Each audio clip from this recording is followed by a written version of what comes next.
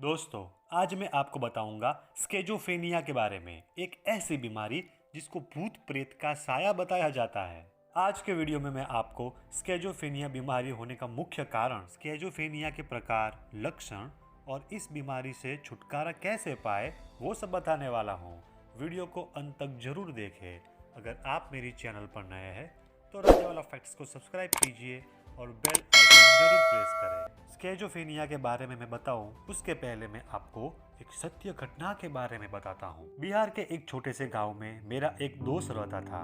उसकी उम्र 30 साल थी और 2 साल पहले ही उसकी शादी हुई थी। उसकी पत्नी की उम्र 27 साल थी। पिछले कुछ समय से उनकी पत्नी के बर्ताव और व्यवहार में काफी बदलाव आ गया था। घर की आर्थिक हालत ठीक नहीं चल रही थी। उसके कारण पति पत्नी काफी स्ट्रेस में रहते थे।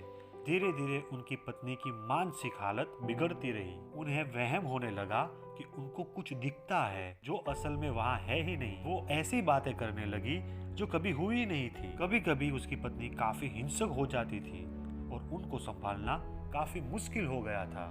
परिवार में से कुछ रिश्तेदार ने कहा कि शायद भूत प्रेत का साया है, तो पति पत्नी ने फकीर बाबा के चक्कर लगाने शुरू कर दिए थे।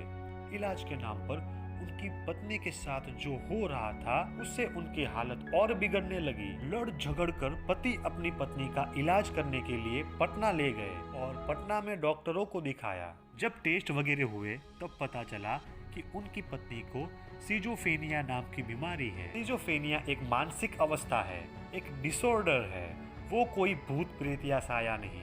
अगर पूरी दुनिया की बात करें तो सिजोफ्रेनिया के 2.5 करोड़ मरीज हैं और इस बीमारी के शिकार ज्यादातर 16 से 50 साल के लोग होते हैं। हेल्थ वर्ल्ड रिपोर्ट के अनुसार डॉक्टर मधुसूदन सिंह ने कहा है कि किसी भी समय हिंदुस्तान में कम से कम 30 लाख केस होते हैं।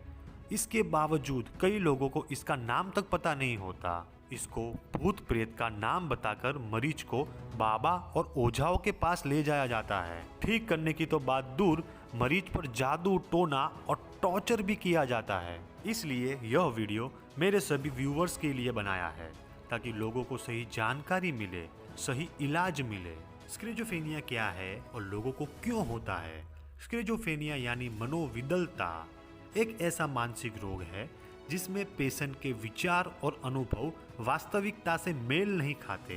मरीज ऐसा सोचता है, वो ऐसा करता है जो कभी नहीं होता। मरीज को ऐसा लगता है कि वहाँ कोई है, लेकिन वास्तव में वहाँ कोई नहीं होता। सबसे पहला कारण है जेनेटिक। जी हाँ, अगर आपके परिवार में स्किज़ोफ्रेनिया होने की हिस्ट्री रही है तो नेक्स्ट जनरेशन में भी यह बीमारी होने के चांस पाए जाते हैं।